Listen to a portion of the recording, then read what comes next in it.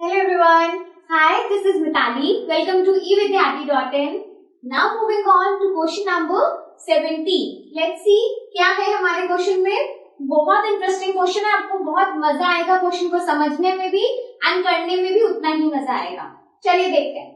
A stone is allowed to fall from the top of a tower of 100 meter height. यहाँ पर हमें एक tower दिया है. मैं आपको अभी फिगर से भी से समझाऊंगी जिसकी हाइट हमें 100 मीटर गिवन है. ठीक है.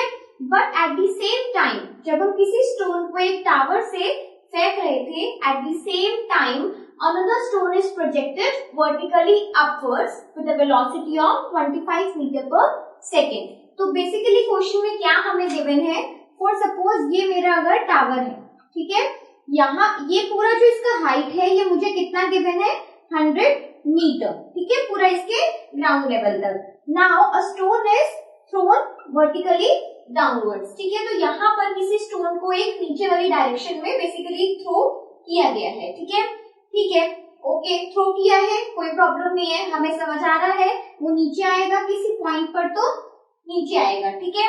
अच्छा, अब साथ साथ क्या हुआ, एक और स्टोन को ऊपर की तरफ फेंका गया है. सपोज ये मेरा दूसरा स्टोन हो गया और यहाँ से कोई एक स्टोन नंबर 1 नीचे आया था. ठीक है, तो जब इस स्टोन को ऊपर इस तरीके से अपवर्ड डायरेक्शन में फेंका गया तो एक पॉइंट ऐसा उन्हें बीच में मिला जहां पर दोनों स्टोन्स एक साथ एक दूसरे को मीट करते हैं, यानी कि सेम पोजीशन पे एक पर्टिकुलर टाइमिंग पे पहुंचते हैं. तो वही पर्टिकुलर टाइमिंग एंड वही पोजीशन हमें फाइंड आउट करना है इस क्वेश्चन में. ठीक है, so we need to calculate where and at what time both the stones will meet. ठीक है, तो यहाँ पर भी हमने लिखा है कि बेसिकली हमें निकालना क्या है, stones will meet at what time and at what position. Basically उनकी हाइट फ्रॉम द ग्राउंड कितनी होगी कि वो हम बोल सकें कि इस पॉइंट पे मिले हैं. ठीक है, तो सपोज वो इस पॉइंट पे मिले हैं, तो यहाँ इस पोजीशन कितना पोजीशन है फ्रॉम द ग्राउंड एंड कितना टाइम लगा है यहाँ तक दोनों स्टोन्स को पहुंचने के लिए, वो हमें फाइंड आउट करना है. ठीक है, सो आई होप आपको क्वेश्चन अच्छे से समझ आया हो. Now moving towards the solution. तो सबसे पहले मुझे क्या चाहिए, सबसे पहले मैं अपने स्टोन 1 की बात करूंगी. क्या बात करेंगे कि अगर मैंने अपने स्टोन 1 को ड्रॉप किया है तो फर्स्ट केस हमने क्या ले लिया, when the stone 1 will is drop. ठीक है, सो फर्स्ट पहले हम फर्स्ट स्टोन की बात करते हैं when it is drop.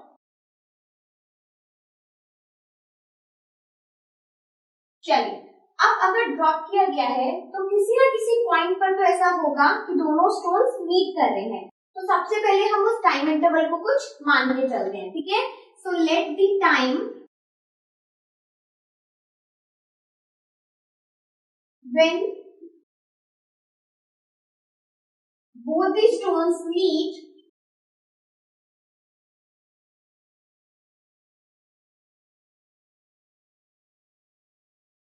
be t seconds.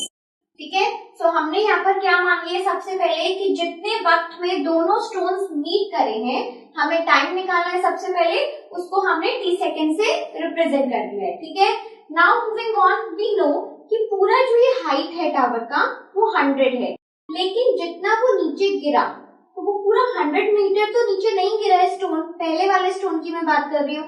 क्यों, क्योंकि मुझे वहां तक का उसका हाइट निकालना है, वहां तक का मुझे उसका डिस्प्लेसमेंट निकालना है जहां पर वो दूसरे स्टोन से मीट करा है, यानी कि सेम पोजीशन में उसके साथ आया है. ठीक है, सो अगर मुझे इतना सा सिर्फ डिस्प्लेसमेंट चाहिए तो ये डिस्प्लेसमेंट तो हमें अननोन है, तो हम ये भी कह सकते हैं द डिस्प्लेसमेंट जो हमारे पहले स्टोन से हुआ है वो हमें नहीं पता है. ठीक है, so we also need to find the displacement. हमें डिस्प्लेसमेंट नहीं पता. तो बेसिकली क्योंकि हमने ऊपर से ड्रॉप किया है तो एक चीज तो हमें अच्छे से पता है कि जो हमारा फर्स्ट स्टोन का इनिशियल वेलोसिटी है दैट विल बी 0, क्योंकि वो कितना होगा, रेस्ट पे था. देन कमिंग डाउन उसका कुछ ना कुछ और फाइनल वेलोसिटी जरूर आया होगा, but in this case we don't need the final velocity. ठीक है, तो इस केस में हमें किसी भी v की जरूरत नहीं है. We want time, we want your u initial velocity we want the displacement happen, कितना डिस्प्लेसमेट पहले स्टोन ने एक पोजीशन तक आने तक किया है वो हमें चाहिए, plus also we need the acceleration. ठीक है, तो एक्सेलरेशन ड्यू टू ग्रेविटी हमें पता होता है, इट्स अ कांस्टेंट वैल्यू, उसमें तो कोई इशू है ही नहीं, सीधा सीधा उसको पुट करेंगे। चलो, तो सबसे पहले हम क्या करते हैं, इस फर्स्ट केस की इक्वेशन बनाते हैं। कैसे बनाएंगे इक्वेशन, अगर आप देखोगे मेरे पास u है और मुझे s से लेना देना है, यानी कि मुझे इक्वेशन अपनी s से चाहिए, प्लस मेरे पास टाइम भी है, टाइम कितना है t सेकेंड्स। तो सेकेंड इक्वेशन ऑफ मोशन को अगर आप ध्यान से देखो तो इसमें बिल्कुल ही वो सुटेबली जा रही है। तो क्या है हमारी equation, s is equals to ut plus half, a की जगह पे g हो जाएगा क्योंकि हम एक्सीलरेशन ड्यू टू ग्रेविटी में बात कर रहे हैं, इनटू t का स्क्वायर। ठीक है, तो यहाँ तक वैलिड है अभी तक कि हमने क्यों अपनी सेकेंड इक्वेशन चुनी है, क्योंकि यही सारी टर्म्स है जो हमारे पास गिवन है। ठीक है, now we need to find the displacement, कि भाई इससे मिलने तक का ये जो डिस्प्लेसमेंट हुआ है, ये जो डिस्टेंस है, दिस डिस्टेंस जिसको हमने s से रिप्रेजेंट किया है, ये कितना है। ठीक है, चलो अब हम क्या करते हैं, s हो गया हमारा, u कितना है, 0 है, 0 इंटू टी 0 हो जाएगा, plus half, and then g कितना है, g हमारा कांस्टेंट वैल्यू है। तो अभी के लिए अभी के केस में क्या करेंगे, g को हम पुट नहीं करते हैं। ठीक है, तो g कितना है हमारा, इट्स अ कांस्टेंट वैल्यू, तो g को डायरेक्टली हम 9.8 नहीं तो राउंड ऑफ करके, क्योंकि इजी हो जाएगा थोड़ा कैलकुलेशन, तो मैं राउंड ऑफ करके लिख रही हूँ, and simply we can write 10 here. ठीक है, and t square we don't know t को हमने सिर्फ टाइम को हमने सिर्फ t से ही रिप्रेजेंट किया है, तो सिंपली राइट t का स्क्वायर। ठीक है, अब अगर हम इसे सॉल्व करेंगे, व्हाट वी विल गेट, यहाँ पे कैंसिल आउट हो जाएगा, and we will get s is equals to 5t का स्क्वायर। ठीक है, तो यहाँ पर मेरे पास जो सबसे पहला डिस्प्लेसमेंट आया है कि हमारे फर्स्ट स्टोन ने कितना डिस्प्लेस किया है यहाँ तक, वो कितना आ गया, 5t का स्क्वायर। ठीक है, अब मुझे पता है कि पूरी जो हाइट है वो 100 है, यानी कि इस स्टोन को जितना डिस्प्लेस किया गया है, यहाँ तक जब उछाला गया है अपने सरफेस से, अर्थ के सरफेस से यहाँ तक उसने पहुंचा है, तो उस वक्त का डिस्प्लेसमेंट कितना होगा, 100 पूरा माइनस दिस छोटे वाला पोजीशन। ठीक है, छोटी वाली हाइट, तो पूरे में से 100 में से अगर हम इस छोटे वाले हिस्से को माइनस कर देते हैं, विच इज आर s, तो कितना आ जाएगा, this would be 100 minus s। तो बेसिकली जो सेकंड वाला आपका स्टोन है उसका डिस्प्लेसमेंट हम कितना लेके चल सकते हैं, that will be equals to 100 minus s। ठीक है, तो अब देखते हैं हमारे सेकंड केस में क्या होगा। तो चलिए, अब हमने डिस्प्लेसमेंट तो फिगर आउट कर लिया सेकेंड केस में कि हमारा अगर हम दूसरे स्टोन की बात करते हैं which is thrown vertically upward, तो सबसे पहले तो सेकेंड केस लेते हैं, second stone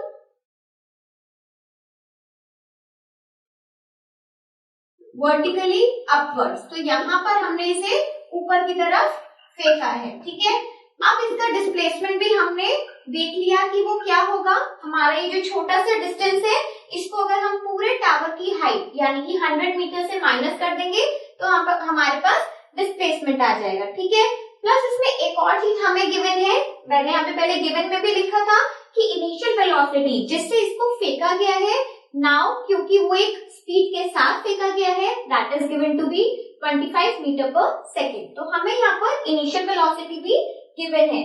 what we will do, हम डिस्प्लेसमेंट निकालने के लिए सेम फॉर्मूला जो हमने यहाँ पर पुट किया है वही दूसरे स्टोन के लिए भी पुट करेंगे। ठीक है, so we know that s is equals to ut plus half gt का स्क्वायर। ठीक है, अब अगर आप देखोगे डिस्प्लेसमेंट हमारे सेकंड केस में क्या है, that is equals to 100 minus s। ठीक है, अब इस वाले s से कंफ्यूज नहीं होना है कि I have written the same S, no, I have only written the formula, और यहाँ पर ये जो दूसरा डिस्प्लेसमेंट है ये आपके सेकेंड स्टोन का डिस्प्लेसमेंट है। ठीक है, नाउ u वी हैव 25। ठीक है, हमारे पास initial velocity it is given to be 25। Now t हमें नहीं पता, इस केस में भी हमें t नहीं पता है, तो इसमें हमें ज्यादा कोई दिमाग लगाने नहीं है। ठीक है, प्लस अगेन हाफ g की वैल्यू हम 10 लेके चल रहे हैं, एंड t का square which is still unknown to us. ठीक है, सो यहाँ पर अगर इसे सॉल्व करेंगे व्हाट वी विल गेट,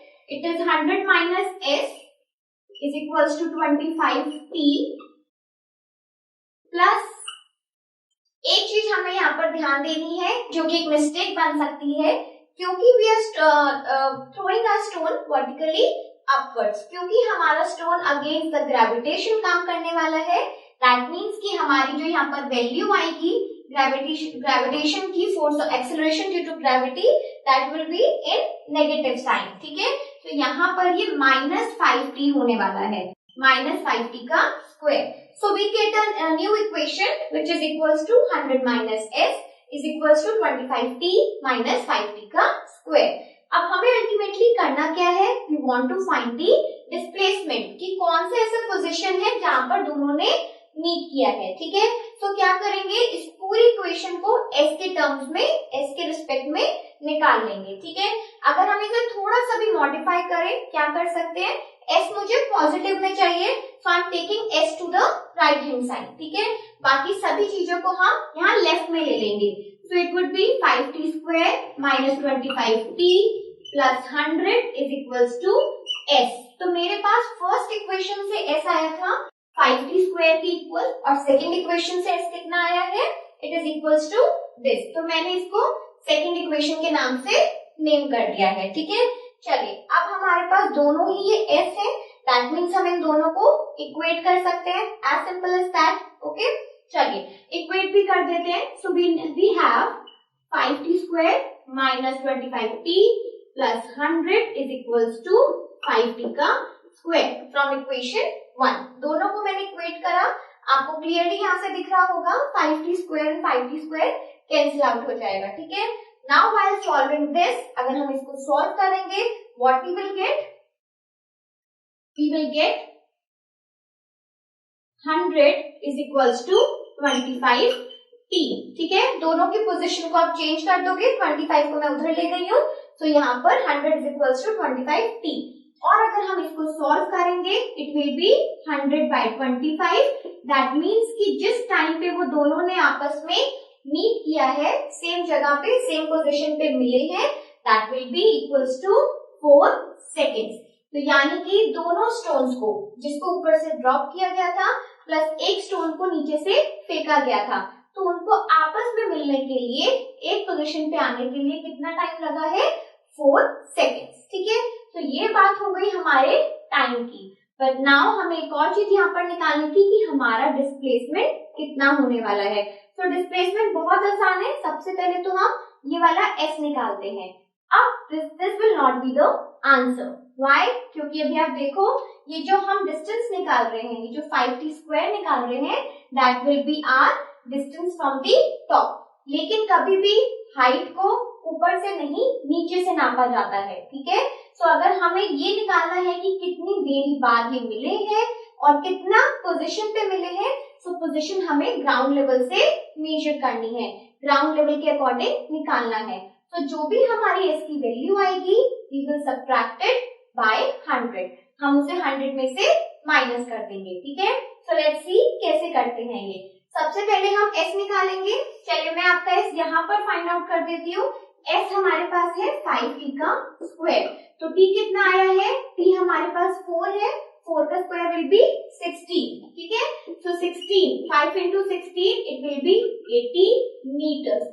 यानी कि हमारा जो ऊपर से इस पोजीशन तक का डिस्टेंस था, ये आप देखो क्लियरली, ये वाला जो डिस्टेंस हमने निकाला है, ऊपर से स्टोन जब तक नीचे आया है, जहां पर उसने अपने सेकंड स्टोन को मीट किया है, वो डिस्टेंस कितना आया है, 80 मीटर्स। लेकिन मुझे क्या निकालना है, मुझे ये निकालना है कि फ्रॉम द ग्राउंड कितना हाइट या कितने पोजीशन पे दोनों स्टोन्स ने मीट किया है। ठीक है, so how we will find that, हमें पता है कि ये वाला जो डिस्प्लेसमेंट है जो हम ग्राउंड से ले रहे हैं, that is equals to 100 minus s, और ये कितना हो जाएगा, 100 minus 80, that means it is equals to 20 metres.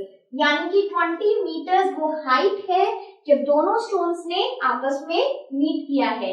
Always remember, हमें हाइट हमेशा ग्राउंड के रिस्पेक्ट में निकालना होता है, ठीक है। तो इस क्वेश्चन में छोटा सा हमें ध्यान रखने वाली बात ये है कि डिस्प्लेसमेंट हम बहुत आसानी से निकाल पा रहे हैं, बट वो सही आंसर नहीं होगा, ठीक है। कॉन्सेप्ट को समझना बहुत जरूरी है यहाँ पर कि किस तरीके से हमारा डिस्प्लेसमेंट सही तरीके से निकलेगा, ठीक है। दूसरी चीज कि कितनी देरी में वो आपस में मिले हैं वो हमने पहले ही फाइंड आउट कर दिया है, that will be equals to 4 seconds. तो काफी इंटरेस्टिंग क्वेश्चन था और आप देखो किस किस तरीके से इसमें कुछ कुछ टर्म्स हैं जो हमें याद रखनी है कि कैसे कैसे इन केसेस को सॉल्व करना है, ठीक है। तो ऐसे क्वेश्चंस के साथ हमें एग्जाम पॉइंट ऑफ व्यू से ना बहुत अच्छे से रेडी होना है। प्लस अगर आपके पास कुछ ऐसे ही और क्वेश्चंस हैं तो आप मेरे साथ डिस्कस कर सकते हो, मुझे कमेंट सेक्शन में जरूर भेजो, ओके। तो चलिए मिलते हैं नेक्स्ट क्वेश्चन के साथ। Up to then keep planning, keep watching, bye bye.